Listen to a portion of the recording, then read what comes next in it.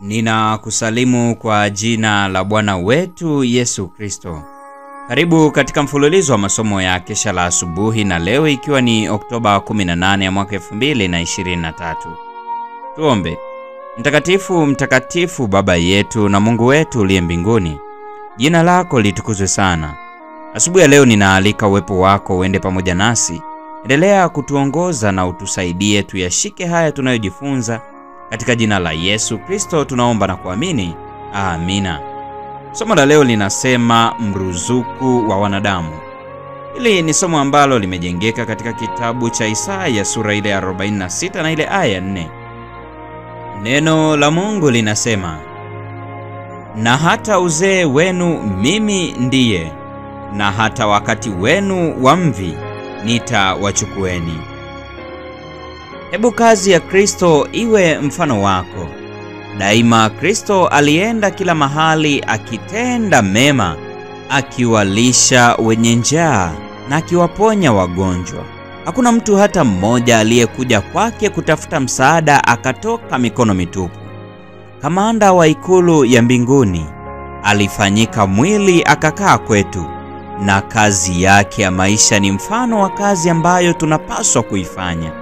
Upendo wake na moyo wake wa huruma na kujali ukemea ubinafsi wetu uliojaa kutokujali wengine. Kristo alikuwa kiongozi wa wanadamu wote akiwa katika vazi la ubinadamu. Akiwa amejawa na huruma na upendo, alikuwa na mtazamo ambao uliwafanya watu maskini kabisa wasiogope kumsogelea. Alikuwa mkarimu kwa wote, mwepesi kufikiwa hata na watu maskini kabisa. Alitembea kutoka nyumba moja hadi nyingine, akiwaponya wagonjwa, akiwalisha wenye njaa, akiwafariji walioomboleza. Alisema maneno ya amani kwa watu waliokuwa na misongo.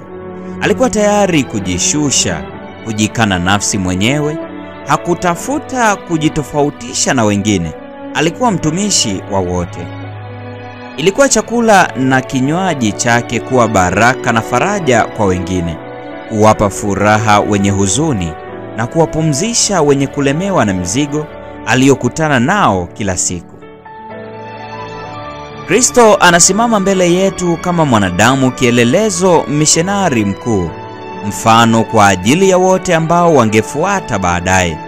Upendo wake msafi na mtakatifu uliwabariki wote waliokuja katika eneo lake la mvuto.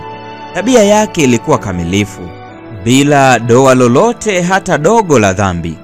Alikuja kama kielelezo kamili cha upendo wa Mungu, sio kuangamiza, sio kuhukumu au kuadhibu, bali kuponya kila udhaifu, kubadili tabia yenye mapungufu, kuokoa wanaume na wanawake kutoka katika nguvu za Shetani.